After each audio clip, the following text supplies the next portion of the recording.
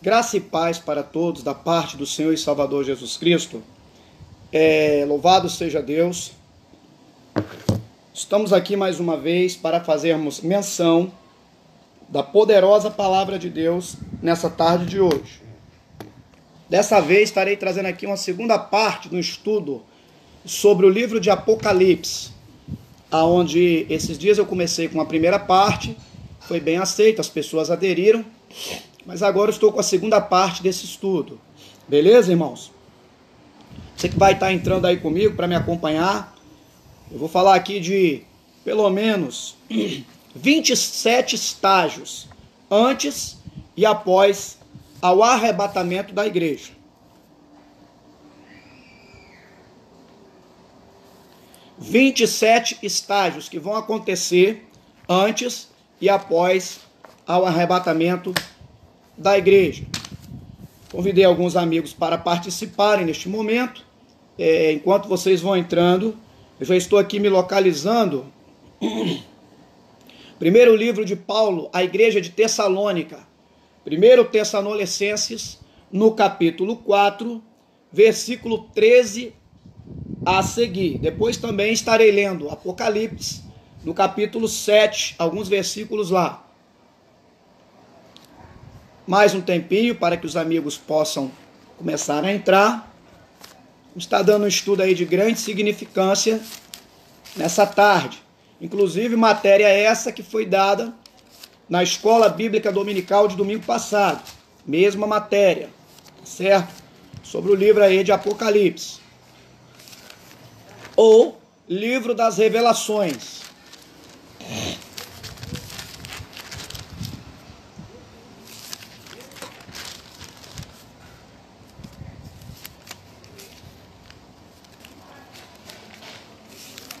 Mais um tempinho para os amigos entrarem.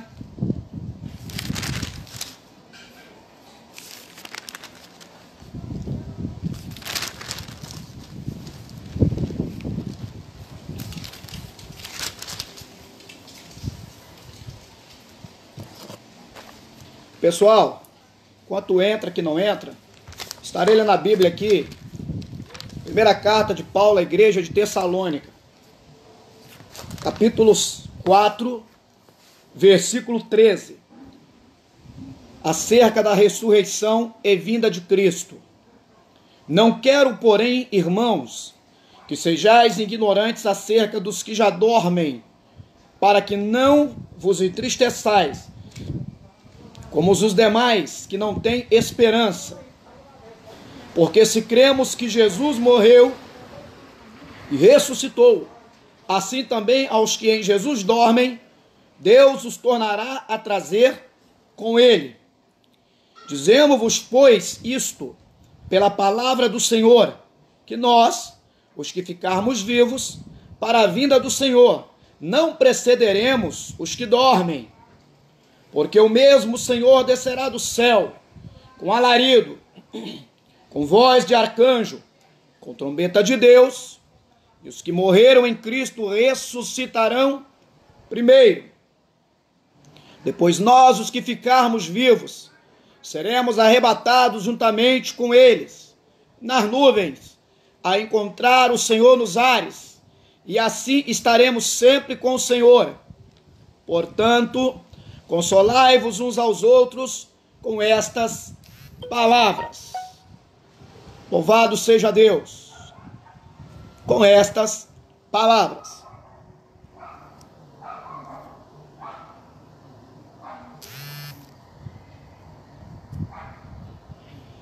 Queridos ouvintes da palavra de Deus, estarei lendo ainda, para dar corpo a esse ensinamento, capítulo 7 de Apocalipse, versículo 13 a seguir.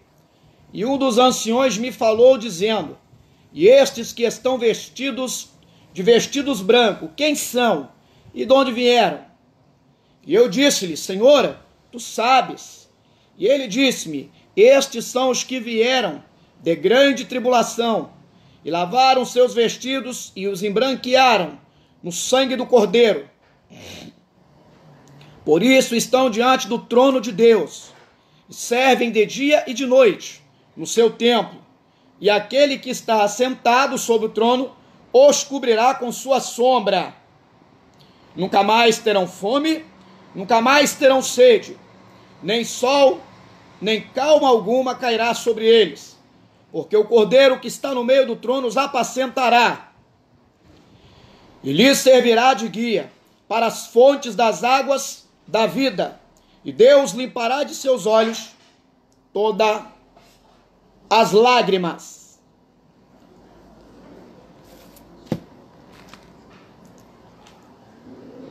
Quero mais uma vez cumprimentar a todos com a paz de nosso Senhor e Salvador Jesus Cristo, que excede todo o conhecimento e todo o entendimento nessa tarde de hoje. Estarei falando aqui de 27 estágios antes do arrebatamento e após o arrebatamento. Mas primeiro, está dizendo o texto: não sejais ignorantes acerca dos que já dormem, dos que morreram. Claro que aqui o escritor, o que está narrando essa fala, é Paulo, antigamente Saulo, perseguidor da igreja de Cristo, aquele que ajuntava com aqueles homens da época, com os conhecedores rabinos, quem sabe da Torá, conhecedores dos 613 mandamentos, no mínimo, né? Para perseguir a igreja de Cristo. Paulo foi aquele que participou da morte de Estevão, que seja direto ou indiretamente, as vestes de Estevão foi disposta a teus pés. Paulo é aquele que vai pegar carta com seus superiores para perseguir a igreja. Só que no caminho de Damasco, uma súbita luz, uma claridade, vai tomar conta desse homem. E dali para frente, Paulo terá a maior experiência da sua vida. Paulo terá um encontro com Deus. Paulo terá uma visão celestial, diretamente com Deus. Até porque Paulo não é evangelizado por nenhum apóstolo. Nem o discípulo prega evangelho para Paulo. Paulo tem diretamente contato com o verdadeiro Deus. Depois que ele vai ser encaminhado para a casa de Ananias, depois que Deus vai encaminhá-lo para receber uma oração, a fim que as escamas do olho de Paulo caiam e ele venha ver novamente. Mas o primeiro contato, é o único homem, é o único apóstolo que não anda com Jesus, que ninguém prega evangelho da graça para ele, mas tem um encontro imediato, um encontro total e cabal com Jesus Cristo. Pois bem, e é esse mesmo Paulo que está escrevendo aqui no capítulo 4 de uma das suas 13 epístolas, e aqui está em foco a escrita de capítulo 4, a igreja de Tessalônica. E ele está dizendo para aqueles que estavam desesperançados acerca dos que já morreram em Cristo, como se nunca mais fossem ver esses cristãos, como se nunca mais fossem ter contato com os crentes que morreram em Cristo. Eu estou falando que morreu em Cristo, preste atenção. Paulo dizendo aqui que não precisa de fazer culto para morto, missa de 7º dia, culto para morto, não precisa de fazer isso para o cristão, uma vez que morreu com seu nome escrito no livro da vida. Paulo está dizendo que vai se reencontrar novamente. Aonde isso? Nos ares. Aonde está escrito isso? Na Bíblia, está dizendo aqui, ó. Porque o mesmo Senhor descerá do céu com alarido, com voz de arcanjo, trombeta de Deus. E os que morreram em Cristo ressuscitarão primeiro.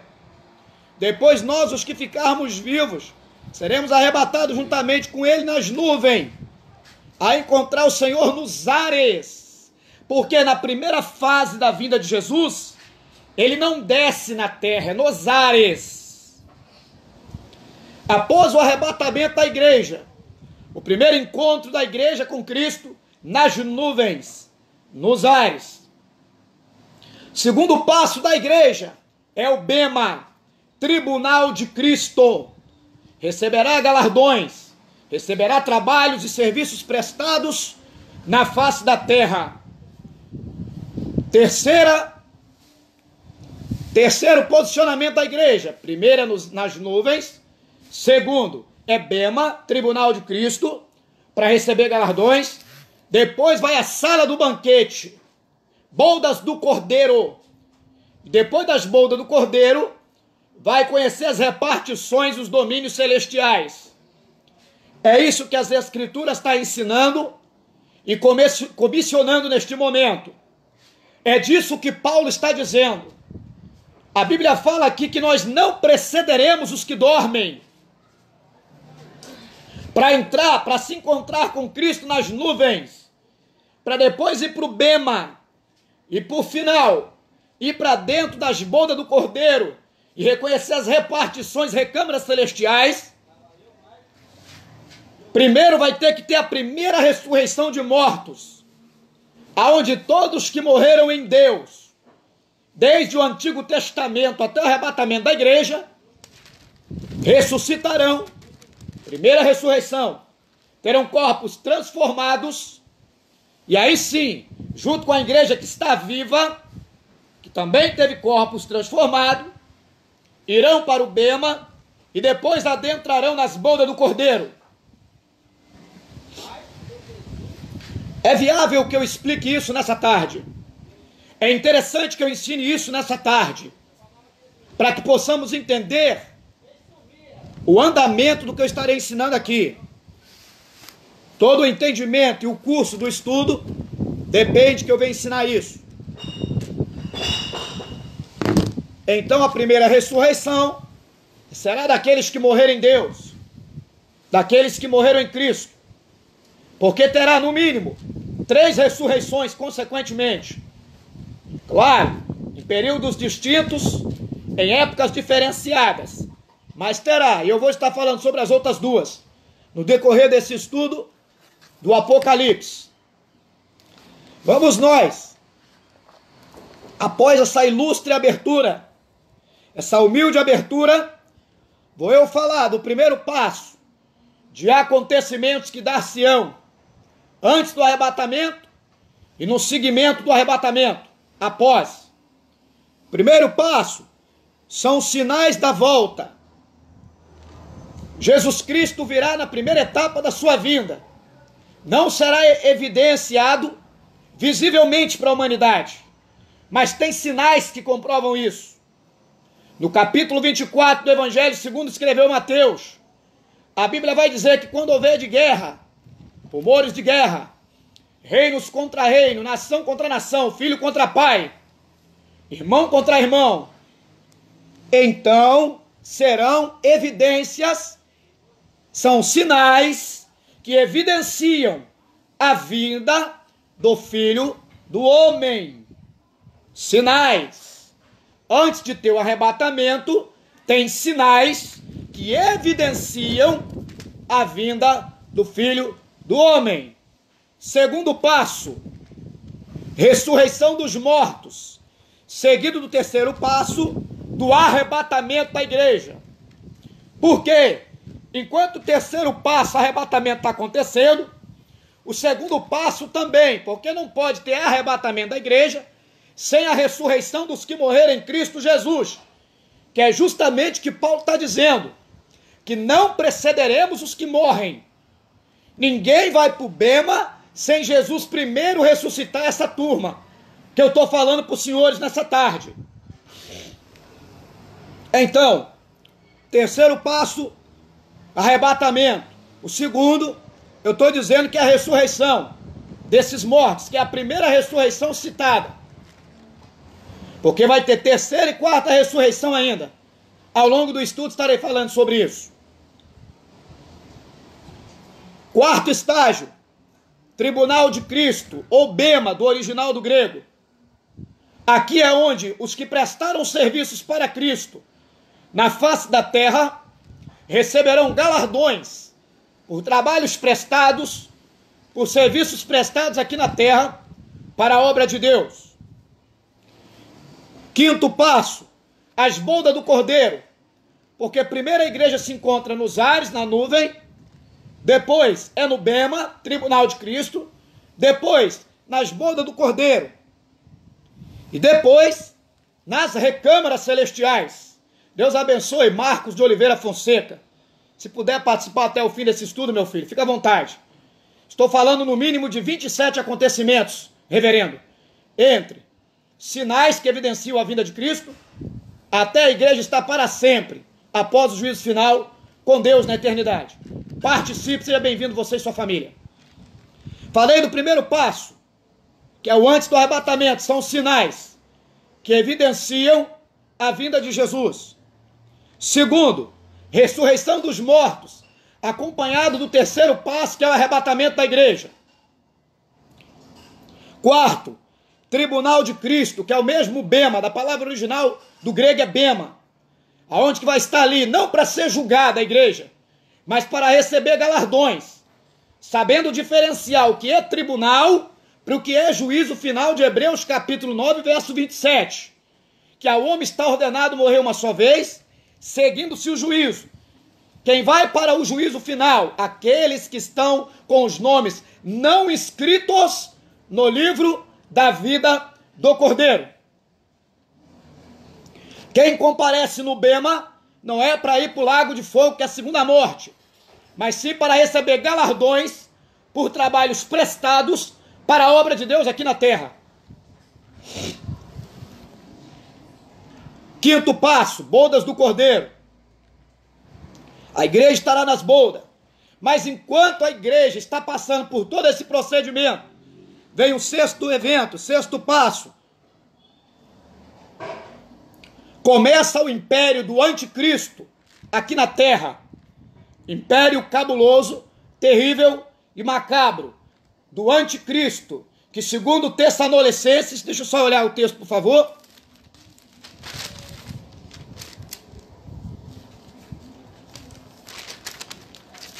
Vou te mostrar onde está sobre o anticristo aqui na Bíblia, calminha.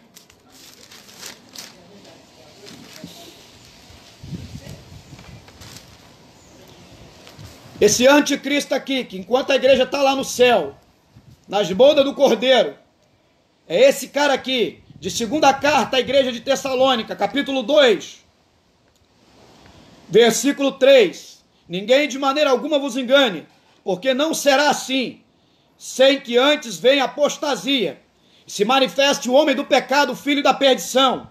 Esse cara aqui é o anticristo, queridos, o qual se opõe e se levanta contra tudo que se chama Deus, ou se adora, de sorte que se assentará como Deus, no templo de Deus em Jerusalém, claro, querendo parecer Deus. Olha aí, esse que é o cara, versículo 7, porque já o mistério da injustiça opera. Versículo 8, e então será revelado o iníquo, a quem o Senhor desfará pelo assopro da sua boca, e aniquilará pelo esplendor da sua vinda. Esse cuja vinda é segundo a eficácia de Satanás, com todo o poder e sinais e prodígio de mentira, com todo o engano da injustiça, para os que perecem, porque não receberam o amor da verdade para se salvarem.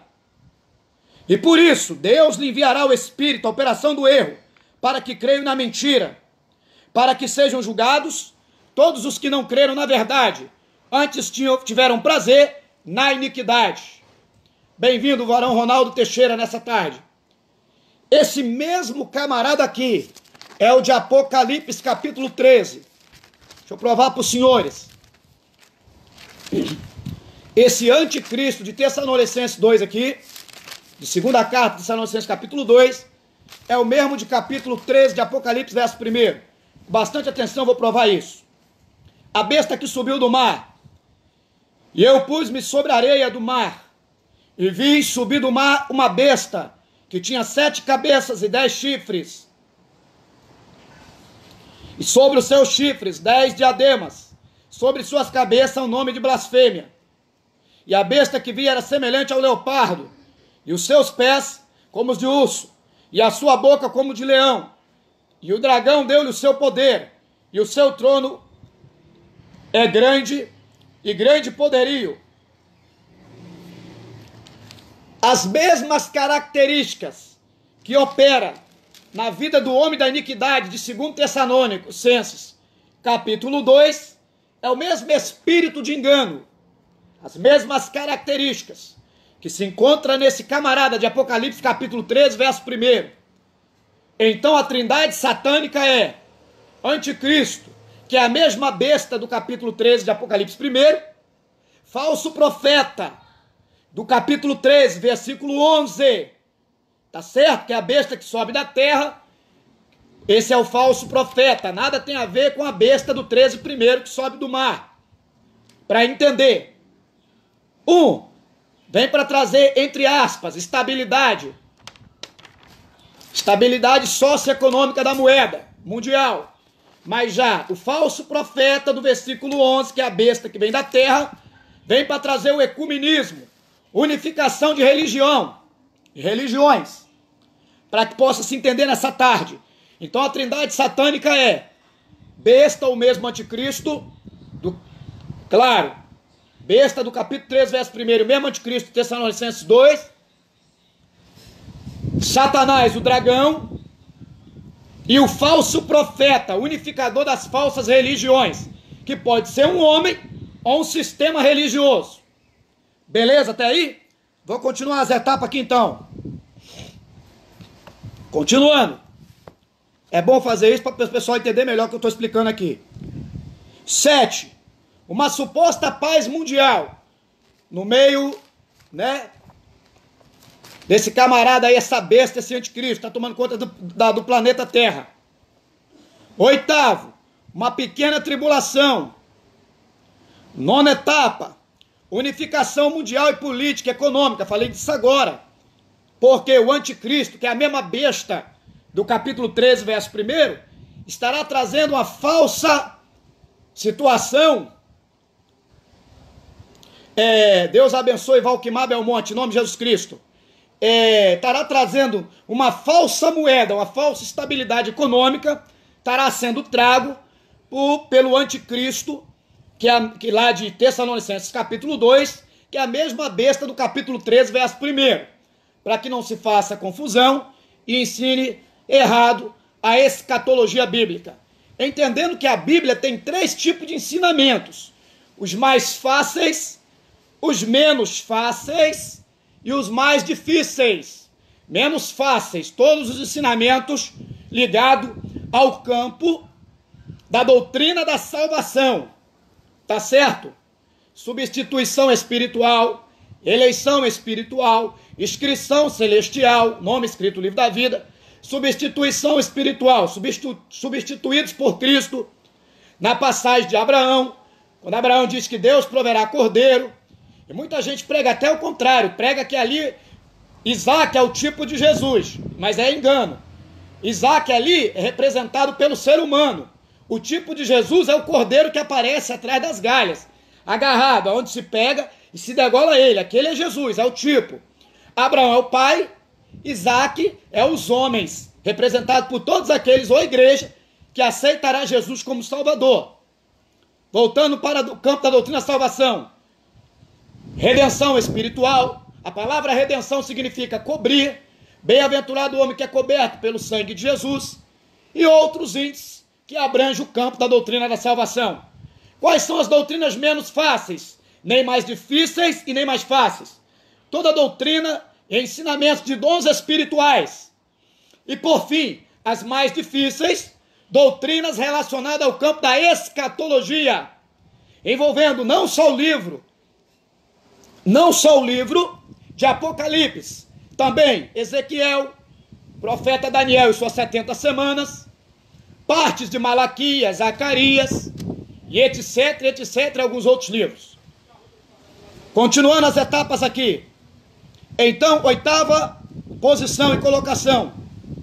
8º passo, antes e após o arrebatamento da igreja, até o fim de todas as coisas, estou falando nessa tarde. Uma pequena tribulação. 9º passo, a unificação mundial, política, econômica e religiosa. O ecumenismo.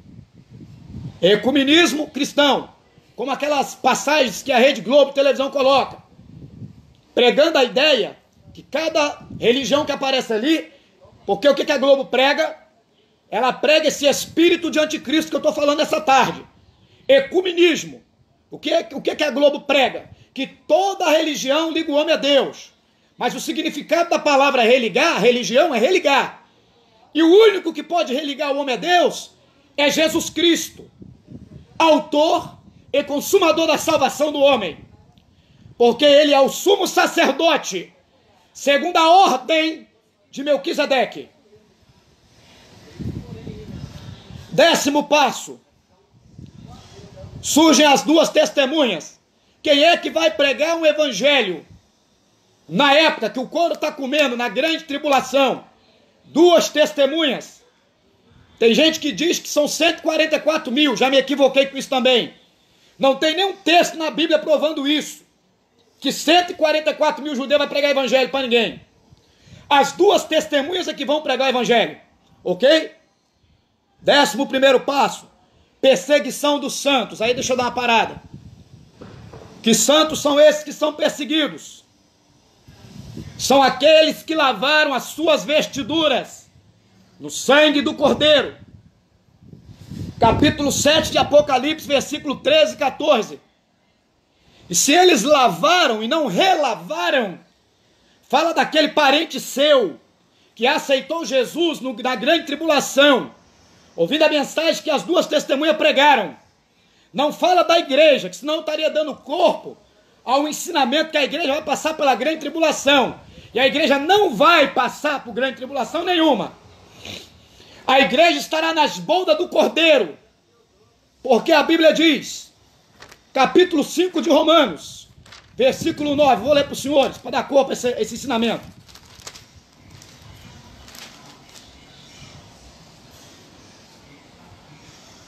Capítulo 5 do livro de Romanos, verso 9.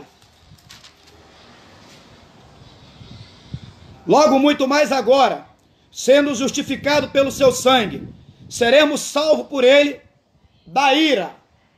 A igreja será salva da ira, não vai passar por esse período. Então esses santos aqui são aqueles que aceitam o evangelho, mesmo na grande tribulação, pelas duas testemunhas que estarão pregando o evangelho, sendo perseguidas na grande tribulação.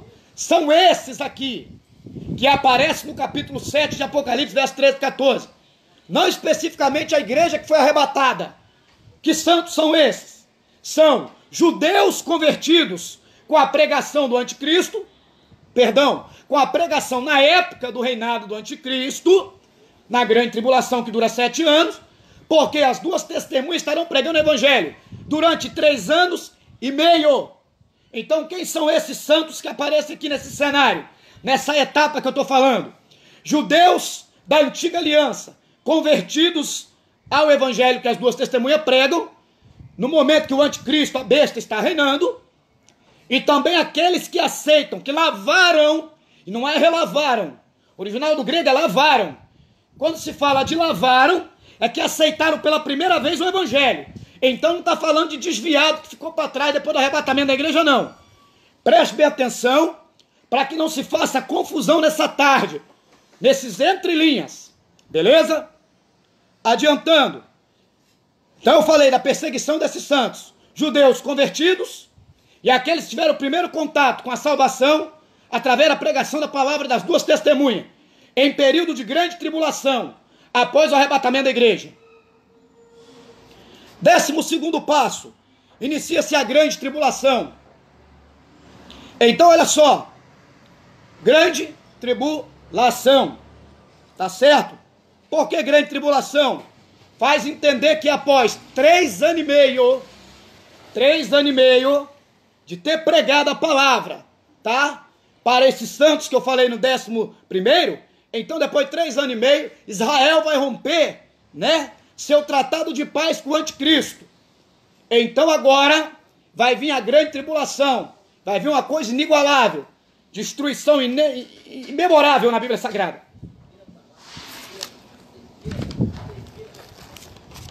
13º passo, 13ª fase, mártires da grande tribulação são mortos, né? Os mártires da grande tribulação, que são mortos, porque se é mártir é porque já morreu.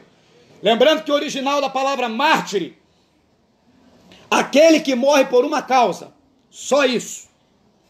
Que mártires são esses? Todos aqueles que foram assassinados pelo amor à causa da palavra, beleza? Porque quem morre morte natural não é mártir pela causa do evangelho. Só aqueles que na época de Domiciano, da Santa Aquisição, foram lançados dentro dos coliseus de Roma da vida, assassinados, espedaçados por leões. Esses são mártires. Estevão morto a pedrada. Filipe foi decapitado, degolado por Herodes. Esses aí. João Batista teve a cabeça cortada. Mártires. 14º passo. Conversão dos judeus. Por quê? Judeus da antiga aliança vão se converter à pregação dessa palavra, que vai ser pregada naquela época. 15º passo. Uma vez que esses judeus se convertem, enfraquece o reino do anticristo na terra. E aí vem a 15ª fase. Declínio do reino do anticristo, em função da conversão dos judeus. Beleza? Então, se os judeus, na 15ª fase, rompe com o anticristo, vai vir a batalha do Armagedon, a perseguição mais forte contra eles. A palavra Armagedon, original dela, nos ares. Se entende que a guerra do Armagedon será nos ares. Então, logo me dá a entender, de acordo com São Mateus capítulo 24, aonde as potências do céu serão abaladas. Do original do grego, a palavra céus ali significa curanon. E de curanon vem a palavra urânio, do original. Urânio, elemento que fabrica a bomba atômica. De acordo com o capítulo 14 de Zacarias, os olhos dos homens apodrecerão na sua própria órbita. A única ferramenta que tem poder para derreter a carne do homem nos ossos não é poder da espada, mas sim poder de bomba atômica, urânio. Então será uma guerra atômica, leva tudo a entender. Armagedon será uma guerra atômica nos ares, porque a bomba atômica atinge primeiro os ares, para depois tocar o solo. Fica aí a dica. Mas Jesus vai vir no meio do Armagedon, no meio dessa batalha, para livrar Israel, junto com seus aliados, e banir os inimigos que tentam destruir a nação de Israel. Então, 16º, batalha do Armagedon. 17º, a volta visível de Cristo para os judeus, claro. Porque no arrebatamento da igreja, você não vê falar que arrebatou os judeus da primeira aliança, mas arrebatou a igreja. Aquela que foi feita promessa em Abraão, é aquela que foi arrebatada. Porque o negócio dos judeus aqui é reinar no milênio com Cristo. Junto com todos aqueles que vão nascer e vão morrer no milênio, e junto com todos aqueles que mesmo na grande tribulação, no período da besta, do seu reinado, aceitaram o evangelho que as duas testemunhas pregavam. Preste bem atenção. Então, na 17ª posição, o passo, a volta visível de Cristo, no meio da batalha. 18º, em consequência da volta de Cristo na segunda etapa, porque na primeira etapa volta para a igreja, para buscar a igreja. Na segunda fase, na segunda vinda, ele volta com a igreja. É diferente. Beleza? Porque ele volta para os santos da antiga aliança. Para os judeus da antiga aliança, ele vem aqui agora, nessa segunda volta, para judeus que vão perguntar que feridas são essas. É os judeus que perguntam isso. Feridas que fui ferido na casa de meus irmãos. Beleza. 19ª posição, ou etapa, tô quase acabando, hein? Olha só, tiver um caderno na caneta, anota isso. Beleza? Por quê? Voltando 18º novamente. 18º ele volta para os judeus da antiga aliança. Beleza, queridos? Para todos aqueles que não foram arrebatados no arrebatamento da igreja. Para os que aceitaram a salvação e lavaram as vestes no sangue do Cordeiro também. Beleza? Porque não estava no plano da salvação do arrebatamento da igreja. tá? Para estes, mas sim para o milênio. Beleza. 19º passo. Satanás é preso. 20º, início do milênio. Agora Jesus vai reinar no milênio. Para estes judeus da antiga aliança, que aceitaram a pregação das duas testemunhas. Tá certo? E não vai ter pregação na época do milênio, porque já tem Jesus, que é o verbo vivo, é a palavra verdadeira. Não tem ninguém para ensinar para Jesus nada. Então não tem cabimento de ter pregação. Se o dono da Bíblia está ali, se a própria Bíblia em pessoa vai estar ali, ninguém precisa pregar e ensinar nada. Porque quando o homem, como Maria, na passagem dela, se lança nos pés de Jesus, não se lança para ensinar ninguém. Ninguém pode chegar diante de Cristo com o intuito de ensinar, porque todos que tentaram ensinar alguma coisa para Jesus saíram frustrados. Mas quem se volta para os pés de Jesus, volta-se para aprender. Quem se lança nos pés de Jesus, a exemplo de Maria, que escolheu a melhor parte, é para aprender. Não se lança aos pés de Jesus para ensinar. Ok? Louvado seja o nome do Senhor. Então, etapa de número 20, início do milênio. Para que será o milênio? Para que será estabelecido esse período? É para se estabelecer paz. É para se estabelecer conhecimento. Porque antes do milênio ainda, quando Jesus vir com a igreja, de acordo com Zacarias capítulo 14, ele vai pisar em cima do Monte das Oliveiras e vai rachar ele literalmente. E haverá passagem de águas, aleluia, que brota no trono de Deus espiritual, creio. E essa água vai ser para trazer vida a toda a relva. Vai lavar todos os antigos reinos de caixa 2, aquilo que traz desigualdade social para a humanidade. O milênio é simplesmente para provar. Por que o milênio será na terra? Para provar que mesmo na terra, mas tendo um caráter de Cristo, tem como ter desigualdade. Tem como ter pessoas que não venham passar fome. Porque o que acontece hoje com o reino dos homens? Uns ganhando muitos, outros ganhando poucos e outros não ganhando nada. Desigualdade social, falta de respeito, politicalha suja, nojenta, depravada, que só busca os seus próprios interesses. A diferença da política de hoje para o reinado do milênio é que em todas as políticas de hoje, os homens buscam alianças, mas mesmo fazendo alianças, não resolve a fome de ninguém, não resolve o impasse do desemprego. No Brasil, agora que esse coronavírus vai alcançar um padrão de 20 milhões de desempregados, será a maior recessão do planeta e do Brasil, de gente desempregada. Mas no milênio, Jesus não estabelece aliança com ninguém, mas vai provar que tem como fazer um reino na terra sem corrupção, sem fome, sem peste, sem mortandade, sem praga, sem desgraça nenhuma. É o reino do milênio.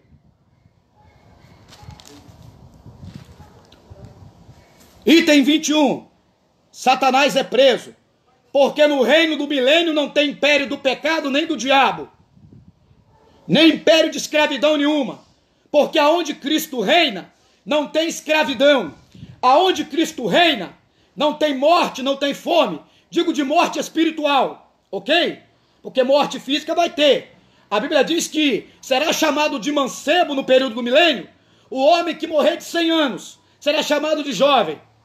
Então vai voltar aquele período lá atrás, de Noé, que viveu 600 anos, de homens que viveram 900 anos. Na época do milênio vai ter isso. Morrerão fartos de dias. Então, depois do milênio, Satanás é solto, tá certo? E ele vai enganar mais um pouco de gente. Satanás é solto. Deus abençoe a vida do pastor Wellington Lopes, meu líder espiritual, e todo o ministério resgatado pela cruz. Beleza? Versículo 22. A revolta, item 22. A revolta de Satanás. Etapa 23. Gog, de acordo com Ezequiel, profeta das revelações também. Gog príncipe de Magog, que está falando de 2 países. Provavelmente está falando de Rússia, provavelmente conjecturas minhas. Está falando de China, nações confederadas, que lutarão no Armagedon contra Israel e seus aliados. Passo 24, derrota definitiva de Satanás. Passo 25, juízo final, que tem grande diferença de juízo final, tá certo? Para tribunal de Cristo. Eu disse anteriormente, tribunal de Cristo é o bema, é a segunda fase depois do arrebatamento da igreja. A primeira fase da igreja é nas nuvens. Segunda fase é o bema, tribunal, aonde será o quê? Entregue galardões por serviços prestados aqui na terra, para a obra de Deus. Por isso, não cessemos de fazer o bem pela obra de Deus. Terá galardão no tribunal de Cristo. Agora, no juízo final, tá certo? Que é o 25º passo dos acontecimentos, é lançado no lago de fogo todo aquele que passar pelo juízo final. De acordo com Hebreus capítulo 9, o escritor desconhecido, verso 27. Beleza, depois do juízo final, 26º, estou terminando as 27 etapas. Ressurreição dos ímpios, de todas as épocas. Eu falei e vou explicar agora, esclarecer. São 3 ressurreições. Primeiro, na primeira fase da vinda de Cristo, Jesus ressuscita todos que morrerem em Cristo e em Deus, beleza? Que vai encontrar com a igreja na nuvem. Segundo passo, será ressuscitado aqueles a qual a besta matou, perseguiu, os santos, sejam os judeus da primeira aliança, e aqueles que lavaram as vestiduras no sangue do Cordeiro, ou os mártires, preste bem atenção, é a segunda ressurreição, para poder eles fazerem parte do milênio, para isso que eles são ressuscitados.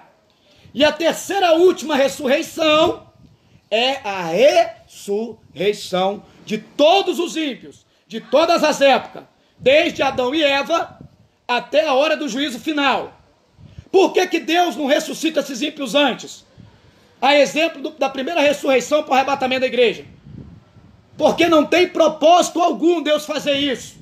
Ei, tudo que Deus faz nas nossas vidas, quero deixar bem claro nessa tarde, tem um propósito. O porquê, já se perguntou, o porquê desse coronavírus? Por que será? Já se perguntaram nessa tarde? Por que dessa doença? É para tratar teu caráter, meu amigo. É para consertar nosso caráter diante de Deus. É para nos libertar do pecado. É para nos dar temor de Deus na nossa vida. É para nos fazer aceitar a Jesus como Salvador. Mas a coisa está feia. E as pessoas continuam na sua promiscuidade. Continuam no seu homossexualismo. Homem com homem, mulher com mulher. Continuam na desgraça do pecado. Manda dizer Deus. Nesse estudo, nessa tarde. Tudo que Deus permite tem propósito. Deus está permitindo o coronavírus porque tem propósito de caráter, de transformação. É só uma ponta do iceberg da grande tribulação que o planeta inigualavelmente vai encarar após o arrebatamento da igreja. É verdade. Isso não é nada ainda. Isso não é nada. A exemplo do que está por vir. Quando a igreja de Deus for arrebatada, 26º passo, ressurreição dos ímpios, já falei. 27º último passo, para fechar o raciocínio das 23 etapas de antes e após o arrebatamento da igreja. Novos céus e finalmente igreja para toda a eternidade, na Nova Jerusalém. Queridos, eu só fico triste que eu elaboro um estudo tão bom desse. Poderia ser meu pastor aqui dando estudo. É um grande exegeta. Poderia ser o doutor Alex Belmonte, homem que eu tenho um grande respeito. Excelente exegeta. poderia ser o pastor, um dos maiores pastores do estado do Espírito Santo, na escatologia. E no Brasil, por que não dizer? Pastor Joel Machado, um grande abraço, meu querido, se você estivesse me ouvindo agora. Ali no bairro de Alto Laje, cidade de Cariacica, Espírito Santo.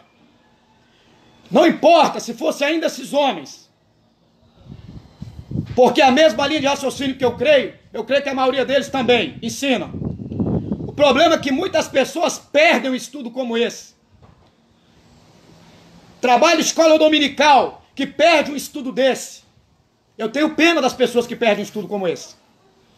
Irmãos, quando eu falo que eu estou dando uma escola ou um estudo na live em alto nível, tem pessoas que pensam que eu estou falando para me exaltar, mas não é, irmãos. O próprio ensino por si próprio se diz se isso aqui é exaltação, se é realidade. Porque se eu der um estudo fraco demais aqui, as pessoas vão julgar do mesmo jeito. Que estudo fraco que o irmão deu. Mas geralmente quando se dá um estudo bem elaborado, ninguém diz que estudo forte que foi dado. Tem mais língua para botar defeito do que para poder valorizar. Não é que eu estou querendo tapinha nas costas, não. Pode ficar tranquilo. Estou pedindo para ninguém ficar me elogiando em live, não. Mas precisamos valorizar mais a palavra de Deus, pessoal.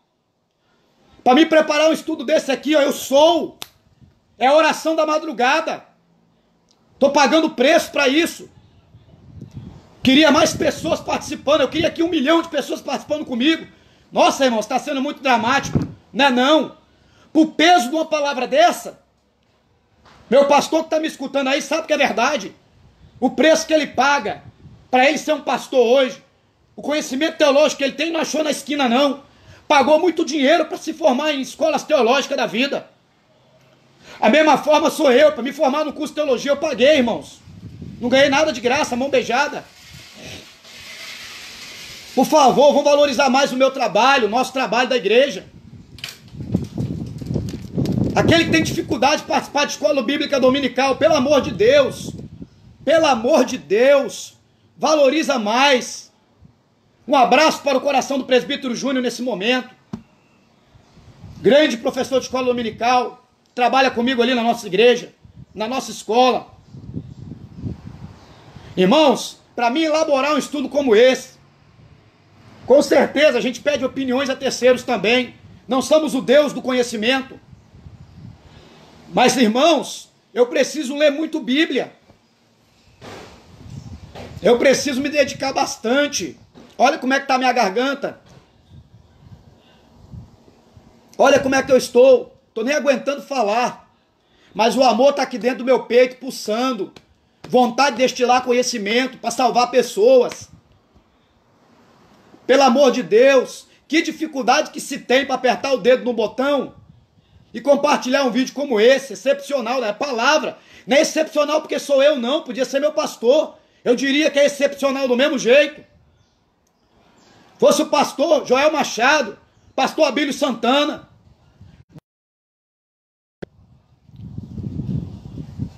O negócio é que as pessoas, irmão, estão tendo comichão nos ouvidos. Estão amontoando para si doutores conforme seus pecados. E não dão mais ouvido um estudo como esse, edificante, que eleva nossa alma ao céu.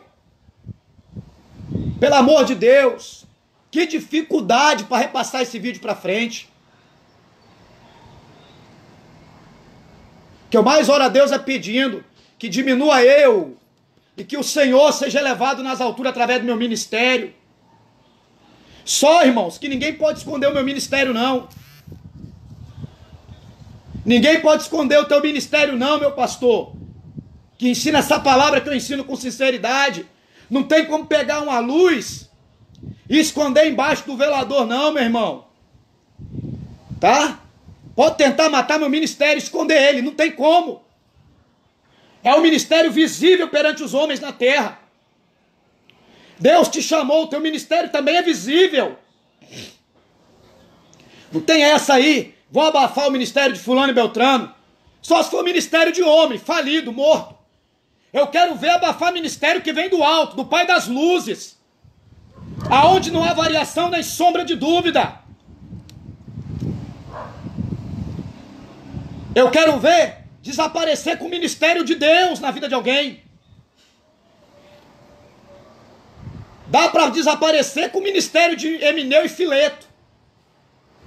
Agora, ministério de Paulo, eu quero ver quem acaba com ele. Que ainda na cadeia, o evangelho não está preso. Tomando pancada, mas a palavra está curando, está salvando. Está edificando as 13 igrejas que ele escreveu. Quero ver parar o ministério de Paulo. Quero ver desmentir um ensinamento como esse, poderoso. Debaixo de joelho, de madrugada, de lágrima quente no olho. Agora é fácil ficar criticando a minha vida. É fácil ficar falando que eu só prego palavra que confronta. A carapuça cabe na cabeça de quem deve, meu irmão. Se você tem vida santa, a palavra que eu preguei não é para você, não. É isso que manda dizer o Senhor nessa tarde. Doa quem doer. Palavra de Deus, ela é viva e eficaz, não fica fazendo curva, não. Ela é reta. Como diz por aí, com Deus é papo reto. Não tem esse negócio de curva. Estudo de Apocalipse como esse, que o Espírito Santo tem nos dado nessa tarde. Dá para salvar o planeta, mais 2 planetas. Não é porque sou eu que estou dando, poderia ser qualquer outra pessoa aqui. Louvado seja o nome do Senhor. Mas é difícil compartilhar o vídeo, eu entendo. Às vezes o nosso orgulho não deixa fazer isso.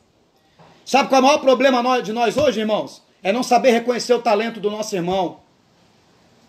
O Espírito Santo disse no meu coração, meu filho, vai ser difícil para você o seu trabalho ser reconhecido. Porque é difícil alguém reconhecer seu talento. Reconhece mais as suas fraquezas do que seu talento. Sabem falar mais das suas quedas, dos seus fracassos, do que quando o seu ministério está em evidência. É melhor ser o caça-pecado dos outros, caçador de pecadores, do que reconhecer o talento de alguém dentro da igreja. Por isso que estamos desse jeito.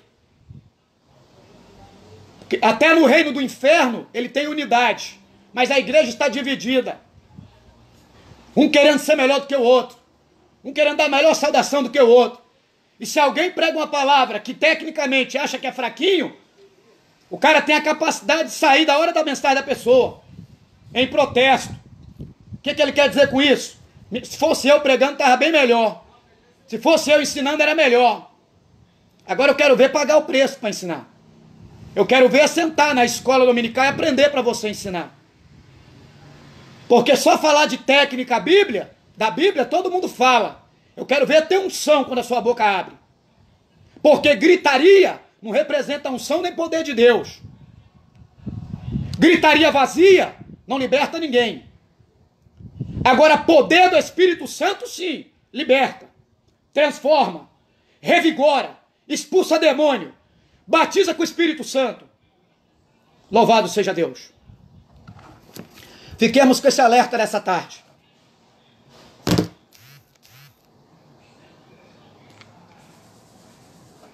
Fiquemos com esse despertamento espiritual nessa tarde.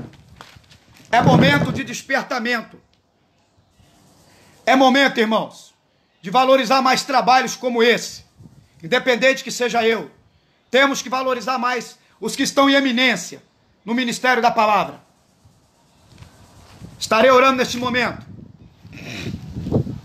Não sei se amanhã estarei com voz ou aguentando, porque eu já tenho praticamente 30 dias, todo dia numa live diferente, de domingo a domingo. Peço a oração dos irmãos pela minha saúde, um pouco meio debilitada. Orem por mim. Pelo amor de Deus, estou apelando mesmo, estou implorando. Valorize, irmãos, trabalho de escola dominical, culto de doutrina na igreja que tem. Valorize trabalhos como esse. Estou lá no YouTube. Que dificuldade para as pessoas se inscrever. Fico implorando para as pessoas se inscrever para assistir um estudo como esse no YouTube, que eu vou botar no YouTube agorinha, que é a segunda parte do ensinamento. Já dei um sobre Apocalipse, essa é a segunda parte. Olha a condição da minha garganta, pelo amor de Deus, meu pulmão não está aguentando mais. Pregar todo dia. Tem pessoas que nem estão aí para estudos como esse, para pregações como essa. Só porque confronta, só porque bate no seu eu. só porque bate no seu pecado, aí você não dá valor. Tem certeza, se eu estivesse orando por revelação aqui, não que eu tenho nada contra a revelação, revelando chave de carro e apartamento, ia ter 300 mil compartilhamentos nesse vídeo quando eu fechasse ele. Mas que Deus tenha misericórdia das nossas vidas. Que Deus tenha misericórdia da tua vida aí, meu irmão. Nunca se esqueça que o povo foi rejeitado, foi por falta de Bíblia. Não foi por falta de revelação, não. Tá certo? Não foi por falta de profecias, não. Foi por falta da palavra. Porque profecias e revelações são extraídas da verdadeira palavra. Mas a verdadeira palavra nunca foi extraída de dom espiritual, nem de dons ministeriais. Fica aí a dica nessa tarde para você. A base é a palavra. O resto é derivado da palavra. Dons espirituais ministeriais não são plataforma. Plataforma é o fruto do Espírito, beleza? Que é extraído da palavra. Vamos orar. Deus, muito obrigado por esta oportunidade, por esse estudo poderoso, por esta palavra. Nos abençoa. Cubra os lares brasileiros no enfrentamento a esse coronavírus. Dá-nos a tua graça, a tua paz e a alegria da tua salvação. Em nome de Jesus. Amém. Antes de fechar o vídeo, permitindo Deus, 3 da madrugada estarei na live orando toda madrugada a partir das 3. Hoje eu me atrasei, comecei 4 horas. Mas sempre a partir das 3 eu estarei. Outra coisa, para quem quer se matricular aí, se inscrever, digo, nas plataformas que eu estou pregando evangelho e dando ensinamento como esse. Meu Instagram, Gilson Lourenço Oficial. Lá na primeira página inicial do Instagram está o meu canal do YouTube, o link. Aperta lá embaixo da página inicial do Instagram, vai direto no link, pelo amor de Deus, se inscreva. Você que já tem conta, é fácil se inscrever. Clicou lá em cima do link, já vai direto. No Facebook também, Gilson Lourenço Oficial. Abaixo da foto principal está o link. Clica. Deus te abençoe. E que Deus abençoe todos nessa tarde. Em nome de Jesus. Até um próximo encontro amanhã. Em nome de Jesus. Amém.